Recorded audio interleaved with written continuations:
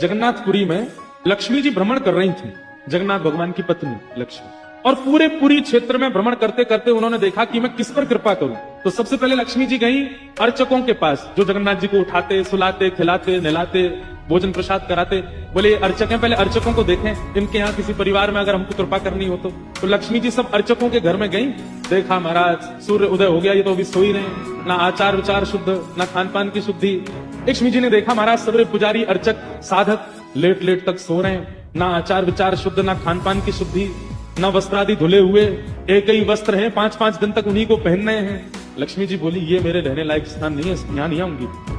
और तभी लक्ष्मी जी ने आगे जाकर के देखा कि वह परिवार जिनको झाड़ू लगाने की सेवा थी, नाली आदि साफ करने की सेवा थी, जिनको मंदिर में प्रवेश तक नहीं करने दिया जाता, उनके घर में गोबर का चौका, सब ब्रह्म मुहूर्त में उठ गए हैं, तुलसी जी को जल दे रहे हैं, घर में बिल्कुल शुद्ध भोजन बन रहा है, आचार विचार की शुद्धि, हाथ स्वच्छ है, पैर स्वच्छ। जन्म से उनकी जाति कहीं ऊंची नहीं है, लेकिन बाकी सब कुछ उनका स्वस्थ था, बिल्कुल शुद्ध था। लक्ष्मी जी बोली ये अच्छी है, इसके यहां मैं जाऊंगी। लक्ष्मी जी प्रत्यक्ष प्रकट हो गई उनके घर में जाकर के। अब वे तो बेचारे छोटे मोटे लोग, बेचारे ज्यादा धनवान तो थे नहीं। उन्होंने जब देखा कि अत्यंत गहने पहन रखे हैं, ऐसी मधुर सुगंधी आ रही है, रूप देख करके नेत्रों के पलक नहीं झपके जा रहे, सबने दंडवत प्रणाम किया। बोले आपका परिचय? बोले हम जगन्नाथ जी की गृहिणी हैं, साक्षात लक्ष्मी। वे सब घर के लोग, अरे हमारे घर का तो जल भी आपके स्पर्श योग्य नहीं, हम तो ऐसे लोग हैं, हम तो नीचे लोग हैं। ये लक्ष्मी जी बोली ये सब बात नहीं करो, हम लोग ठाकुर जी ये सब विचार नहीं करते। तुम्हारा आचरण देखो कितना शुद्ध, तुम्हारे व्यवहार कितना शुद्ध, तुम्हारी बुद्धि कितनी शुद्ध है। और सुनो, चौकी लगाओ, जो भी घर में बना है प्रत्यक्ष थाल में पधराओ, हम तुम्हारे यहाँ प्रसाद पा करके जाएंगे। पूरा घर भाव विवल हो गया, सबके नेत्रों में आंसू, साक्षात लक्ष्मी जी आई, सबने पगाया। लक्ष्मी जी प्रेम से प्रसाद पा रही थी। बलराम जी भ्रमण कर रहे थे पुरी में, भ्रमण करते करते वो घर घरों में झांक के देख रहे थे क्या हो रहा है। जैसे ही उस घर में झांक के देखा तो श्री लक्ष्मी जी प्रसाद पा रहे हैं। बोले राम राम राम राम राम राम, ये झाड़ू पोंछा बर्तन करने वाले लोग, इनके यहाँ पर चले जाओ, इन पर कृपा करो। पर भैया इनके यहाँ तो भक्ष भी बनता होगा, मांस भी बनता होगा, और ये लक्ष्मी जी यहाँ बैठ करके प्रसाद पा रही, हमारी घर की बेटी, हमारी घर की बहू, बिल्कुल आचार विचार की शुद्धि नहीं रखी। में आके बैठ गए तो लक्ष्मी जी प्रसाद बनाती हैं। जैसे ही भोग रखा गया जगन्नाथ जी के आगे, बलभद्र सुभद्रा जी तुरंत हाथ पांव धो के बैठ गए। बलराम जी अपने सिंहासन में से ही नहीं उठे, नाक फुला के बैठे। जगन्नाथ जी बोले भैया आ जाओ, भोग आएगा, हमें नहीं पाना, तुम लोग पाओ। क्यों, क्या हो गया? अब क्या बोले, अब तो सब आचार विचार सब खत्म हो चुका है। परमात्मा होते हुए भी हमारे यहाँ आचार विचार नहीं चल रहा है, तो फिर इंसान क्या आचार विचार का पालन करेगा? जगन्नाथ जी बोले भाई कोई बात पर बुरा मान गए जे तो इनसे बात करें। जगन्नाथ जी गए, भैया कहा भयो, आप इतने उदास क्यों, इतने नाराज क्यों? सब बात बताई बलराम जी ने। बोले लक्ष्मी जी आज सुबह सुबह एक ऐसे के घर में गई और वहां जाके प्रसाद पा रही थी, बिल्कुल विचार नहीं किया कहां शुद्धता कहां अपवित्रता, हम तो इनके हाथ का बना भोजन नहीं करेंगे।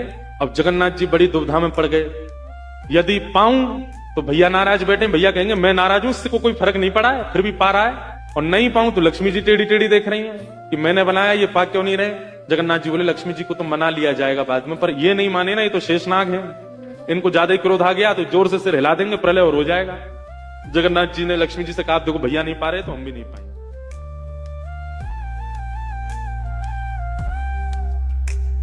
लक्ष्मी जी बोली कोई बात नहीं। एक दिन नहीं पाया, दूसरे दिन फिर लक्ष्मी जी ने बनाया, फिर नहीं पाया, तीसरे दिन फिर लक्ष्मी जी ने प्रसाद पधराया, फिर नहीं पाया। तो लक्ष्मी जी बोली भाई कोई बात है तो हमसे बोलो सीधे, ये प्रसाद रोज छोड़ देना, ये कैसा तरीका है आपका नाराज होने का? कहीं बलराम जी बोलते हुए सुन लिए लक्ष्मी जी ने कि भाई इनके हाथ का बना हम नहीं पाएंगे। लक्ष्मी जी ने जाकर के जगन्नाथ जी से कहा देखो संपूर्ण जगन्नाथपुरी में प्रसाद बनाने की सेवा हमारी, और आपके भैया कह रहे हैं कि हमारे हाथ का बना पाएंगे नहीं, जब हमारी सेवा लेनी नहीं तो फिर हम यहाँ क्यों रहें? इसलिए आप हमको आज्ञा दें, अब हम जहां हमारा सुख है हम वहां चले जाते हैं, हम चले जाते हैं श्री क्षेत्र से।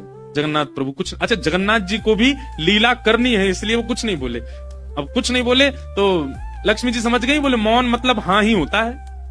लक्ष्मी जी बोले ठीक है आप लोग शयन करो। रात्रि का समय, बलभद्र सुभद्रा जगन्नाथ जी के कपाट बंद हो गए। लक्ष्मी जी बोली अब हम जा रही हैं, और मंदिर से श्री लक्ष्मी जी चली गई।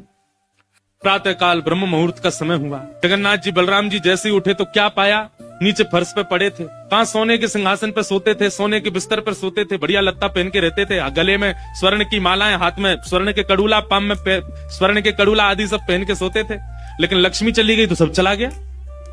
सवेरे उठे तो फर्श पे पड़े थे।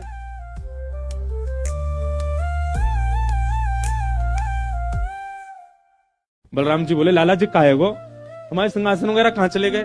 ठाकुर जी बोले लक्ष्मी जी चली गई ना, लक्ष्मी तो मतलब सब होता है। बलराम जी ने अपनी तिजोरी जाकर के खोली, सबरे वस्त्र चले गए, आभूषण चले गए, सब आयुध चले गए, फटे पुराने मैले कुचैले बिना धुले महीनों के सालों के वस्त्र पड़े थे। तो यही होता है, लक्ष्मी जाती है तो यही रह जाता है। लेकिन बलराम जी भी अपनी पूरी उसमें थे, बोले कि हम भी कुछ नहीं कहेंगे, ठीक है जैसे हैं वैसे रह लेंगे, कोई लक्ष्मी जी के जाने से हम पे फर्क थोड़ी पड़ रहा है। चल लाला भोजन को समय है गयो, प्रसाद पावे। बोले कैसे प्रसाद पाएंगे, प्रसाद तो लक्ष्मी बनाती है, लक्ष्मी चली गई, खुद ही बनाना पड़ेगा। हाँ तो हम पे कोई बनावी कमी, हम दोनों मिलके बनाएंगे। कृष्ण बलराम दोनों गए रसोई घर में, जाकर के देखा तो महाराज वहां से अन्न दाल चावल सब चले गए। तो सब लक्ष्मी से ही आते हैं। कहां तक कहें चूल्हा जलाने की लकड़ी भी नहीं बची, वो भी लक्ष्मी से ही आती है। लक्ष्मी गई और सारी श्री लेकर के चली गई अपने साथ। अब तो दर्शनार्थी आने बंद हो गए, क्यों? मंदिर की श्री भी चली गई। जगन्नाथ जी और बलराम जी चुपचाप बैठे अपने सिंहासन पर, भूखे प्यासे बेचारे आंख बाहर निकल आई। बलराम जी बोले लाला, बोले हाँ 2 दिन आए गए लाला, भोजन ना एक कियो, और 2 दिन पहले गुस्सा में ना एक कियो, 4 दिन आए गए और कछु है भी ना, कहा करें। देखो इस बात को कोई ऐसे मत ले लेना, लोग सोचने वाले भी लेते हैं। बताओ महाराज जी कुछ भी बोल रहे हैं, वो साक्षात ब्रह्म है। लक्ष्मी जाने से उन पर कोई प्रभाव पड़ेगा? लक्ष्मी जाने से कोई प्रभाव नहीं पड़ता ठाकुर जी पर ठाकुर जी बलराम जी को भी बताना चाह रहे हैं कि भाई किसी को हेय दृष्टि से मत देखो, उसी के लिए पूरी लीला हो रही है।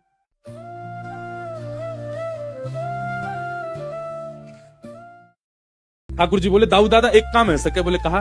बोले समुद्र के किनारे स्वर्ग आश्रम है जहाँ पर लोगों की अंत्येष्टि होती है। बोले हाँ मैंने एक बार देखा था, वहाँ पे लोग कटोरा लिए बैठे रहते हैं और उनको कुछ ना कुछ मिल ही जाता है। आपकी आज्ञा हो तो वहीं चलें, कच्छू तो मिल जाएगा। लाला पूरी दुनिया कहेगी बताओ कृष्ण बलराम क्या कर रहे हैं? बोले ऐसे थोड़ी जाएंगे, रूप बदल के चलेंगे, कच्छू तो मिलेगा, पेट तो नहीं भरेगा हमारा, लक्ष्मी जी तो आएंगी नहीं, नाराज होकर चली गई। बलराम जी बोले हाँ जान दे, ये बहू क्यों बड़े नखरे हैं, चली गई तो काम का भूखे रहेंगे, चल लाला मेहनत करके उद्यम करके भिक्षा मांग के पालेंगे।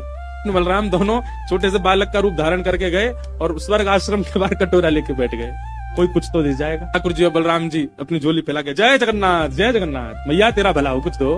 कोई कुछ नहीं थे। एक ने तो डांट दिया, बोले हे छोटे बालकों क्या करते हो, विद्यालय जाया करो, पढ़ाई लिखाई किया करो, क्या बचपन में आके बैठ गए हो यहाँ पे। बलराम जी बोले लाला ही तो बहुत डांट रही है। ठाकुर जी मनी मन कहे और कर लो अपमान लक्ष्मी जी का। इतने में ही एक महात्मा आए, उन पर धन तो था नहीं, उनके पास में बस मूड़ी थी, महात्मा जी के पास भेल थी भेल। ठाकुर जी ऐसे झोली फैला के बैठे, बलराम जी भी।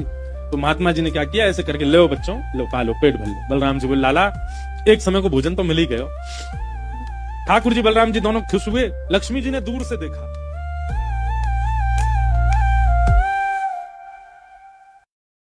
ए पवन देव जोर से बहना प्रारंभ करो। ऐसी जोर की हवा चली महाराज, सबरी मूड़ी उड़ गई। बलराम जी और ठाकुर जी पीछे पीछे भागे, मूड़ी सबरी उड़ गई। बलराम जी बोले लाला ये क्या हो गया? बोले भैया हम संकोच में कुछ कहते नहीं, आप बड़े भैया हो, पर हम एक बात कहें, लक्ष्मी के बिना सवाल हो रहा है हमारा। ठीक है बहू है, आपने समझा देते, आप भी बिल्कुल नाक फुला के बैठ गए, गुस्सा है के बैठ गए, चली गई बेचारी। यदि वे प्रसन्न हो जाए तो फिर सब ठीक है जाएगा। अरे ना बेटा कोई बात नहीं, हम तो क्षमा मांग लेंगे, तेने पहले क्यों ना कही मुझसे। ठाकुर जी बोले कोई बात नहीं, अब चलते हैं, ढूंढे उनको कहाँ है। पूरी में ढूंढा, कहाँ है लक्ष्मी जी? लक्ष्मी जी उसी कन्या के घर में थी, उसी घर में थी जहाँ देख करके बलराम जी को हीन भावना आ गई थी। बलराम जी लेके गए, लाला यही घर में बैठी जब मैंने देखी कही। वहां जाकर के देखा तो महाराज उस घर में बिल्कुल जैसे मंदिर की रौनक होती है, ऐसी रौनक उस घर की हो रही थी। फर्श लगे हुए हैं, बढ़िया सोने चांदी के बर्तन रखे हैं, एक जगमगा रहा है मणियों से पूरा घर भवन। और बाहर बैठ करके उस महिला के जिसके ऊपर कृपा की थी लक्ष्मी, उसके बालक भर भर के सामग्री दे रहे हैं लोगों को, भोजन की सामग्री, वस्त्र ले जाओ, ये ले जाओ, कोई गरीब कन्या के लिए धन ले जाओ, राशि ले जाओ, सोने की मोहर ले जाओ। लक्ष्मी जी बैठी है घर में।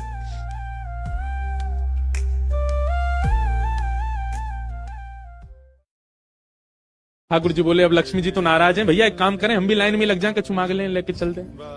जैसे ही ठाकुर जी और बलराम जी लगे कतार में, भीतर से लक्ष्मी जी को देख के दया आ गई। मेरे प्राणनाथ ये चाहे तो सर्व समर्थ हैं, परंतु बलराम जी को बताने के लिए पूरी लीला कर रहे हैं। लक्ष्मी जी तुरंत बाहर आई और दोनों को इशारा किया, आप लोग इधर आओ।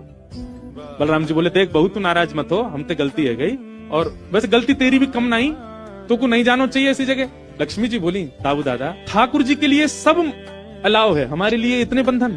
वे किसी भी भक्त पर कृपा करने जा सकते हैं, वहां पर जात पात नहीं देखी जाती, वहां पर ये नहीं देखा जाता कि भजने वाला कौन है, ब्राह्मण है, क्षत्रिय वैश्य कौन है, सब पर वो अनुग्रह कर सकते हैं। तो फिर हमारे ऊपर इतनी रोक टोक क्यों?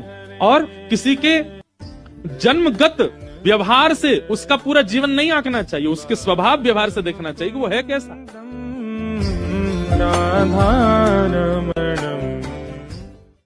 कहां आप कहते हैं कि ब्राह्मण सर्वश्रेष्ठ, और वो देर देर तक सो के उठ रहे हैं, उनके यहां शुद्धि नहीं, वस्त्र 4-4 दिन तक पहन रहे हैं, एक महीना एक ही धोती में निकाल रहे हैं। आप कह रहे हैं कि वो श्रेष्ठ, और ये लोग जो इतनी पवित्रता का ध्यान रखते हैं, इन पर कृपा ना हो। हमारे अनुसार तो जो अपने कर्म से शुद्ध है वो शुद्ध है। बलराम जी और ठाकुर जी दोनों मान गए, जैसी आपकी इच्छा। बोले नहीं, आज के बाद हम आपसे एक नियम चाहते हैं। क्या? बोले श्री जगन्नाथपुरी में नियम कर दीजिए। बोले क्या? जिस महाप्रसाद को ब्राह्मण पाएगा उसी महाप्रसाद को शूद्र भी पाएगा, दोनों को समान फल मिलेगा। और यहाँ महाप्रसाद का ऐसा नियम रखा जाए कि अगर एक ही पत्तल में दोनों बैठ करके पालें तो दोनों को समान पुण्य प्राप्त होगा। महाप्रसाद पाते ही, अन्य तीर्थों में तो बहुत साधन करने पड़ेंगे, पर पुरी में आकर के कोई एक दिन का भी यदि महाप्रसाद का पाले तो उसको सर्व साधनों का फल प्राप्त हो जाए। और किसी भी प्रकार से ये ना देखा जाए कि कौन किस वर्ण का है, वो स्वभाव से शुद्ध होना चाहिए। हम सबको हृदय लगावें। अगर ये सब आपको मंजूर हो तो मैं राजी हूं। राजी हुए, और तब से श्री जगन्नाथपुरी में ये सब नियम नष्ट कर दिए गए। महाप्रभु जी सबके लिए सुलभ